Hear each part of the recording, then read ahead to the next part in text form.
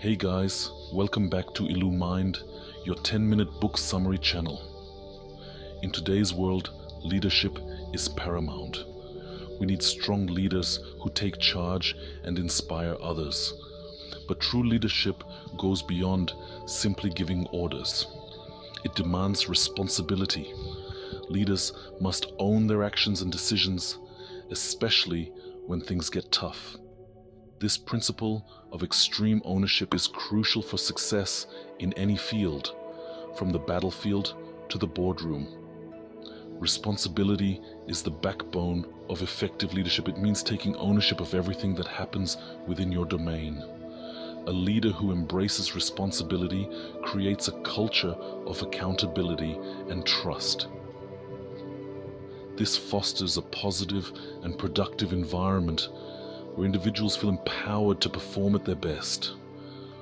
When leaders shy away from responsibility, it creates confusion, breeds resentment, and ultimately leads to failure. Think about it. Would you follow someone into battle who constantly blames others and refuses to acknowledge their own shortcomings? Of course not. You want a leader who takes charge, owns their mistakes, and inspires confidence through their actions. This is the essence of extreme ownership. It's about stepping up and taking full responsibility for your team, your mission, and your outcomes.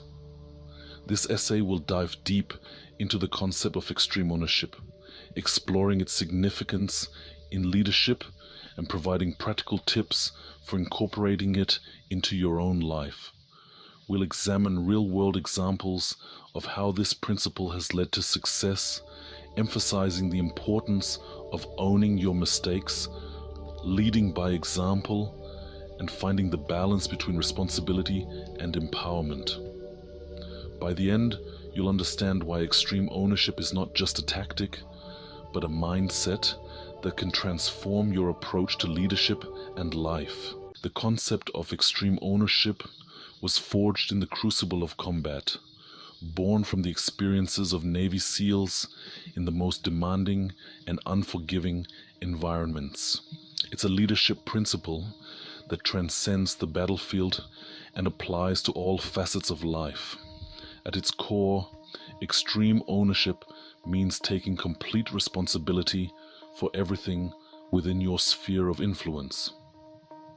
As a Navy SEAL, I learned firsthand the critical importance of this mindset. In the heat of battle, there's no room for excuses or blame shifting. Lives are on the line, and the success of the mission hinges on the leader's ability to take full ownership. It's about recognizing that you are responsible for the team's performance, the outcome of the mission, and the well-being of those under your command. Extreme ownership requires a shift in perspective. It's about moving beyond the immediate circumstances and looking at the bigger picture.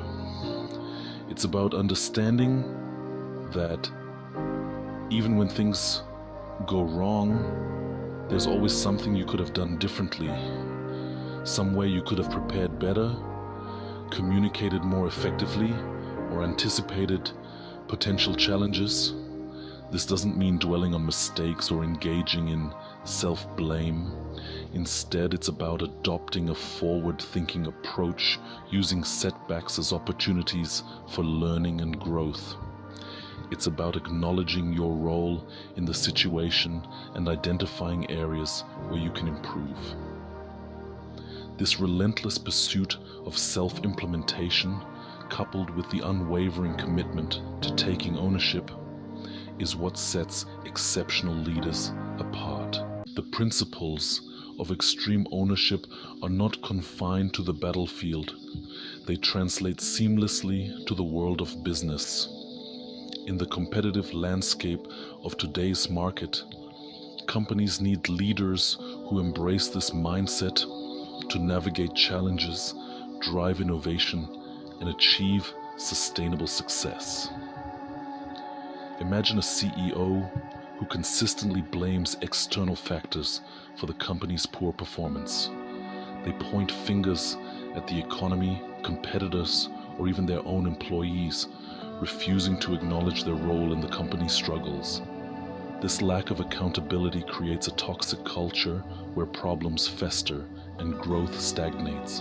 Now, contrast that with a CEO who embodies extreme ownership.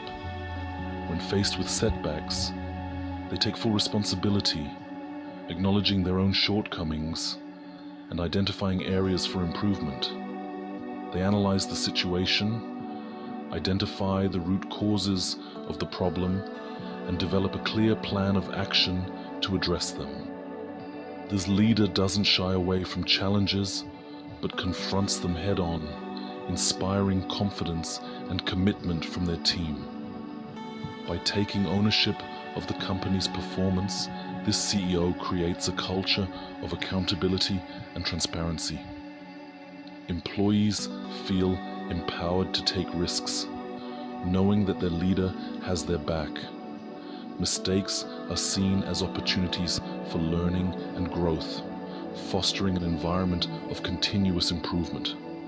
This shift in mindset can be the catalyst for turning a struggling company into a thriving enterprise. One of the most critical aspects of extreme ownership is the willingness to own your mistakes.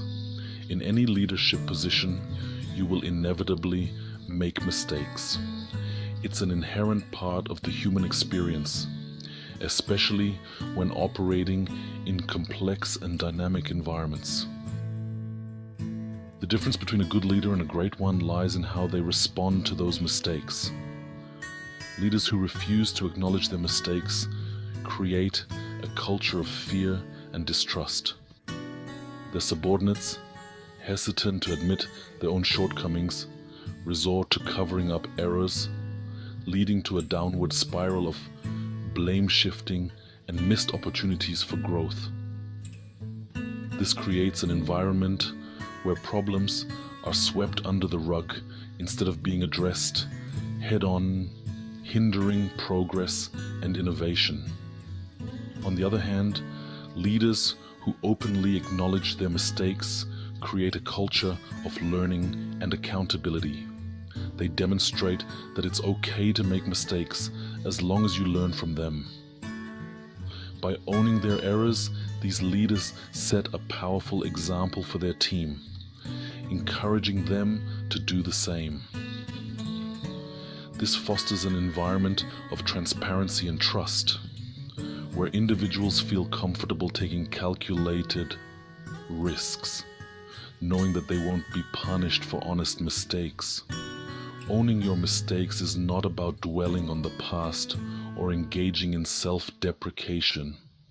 It's about taking responsibility for your actions, analyzing what went wrong, and identifying how you can improve. It's about turning setbacks into opportunities for growth, both for yourself and your team. This proactive and solutions-oriented approach is what allows leaders to navigate challenges, learn from their experiences, and emerge stronger and more effective. Remember, it's not what you preach, it's what you tolerate. In the context of extreme ownership, this quote reinforces the idea that leaders must lead by example and set a standard that influences the entire team. Consequences, whether good or bad, serve as a feedback mechanism that shapes the team's behavior and reinforces the standard of excellence set by the senior leadership. Thanks for watching. If you enjoyed the video, do me a favor and let me know in the comments. You can also let me know which book summary you'd like to see next. See you next time, and please hit that like and subscribe button.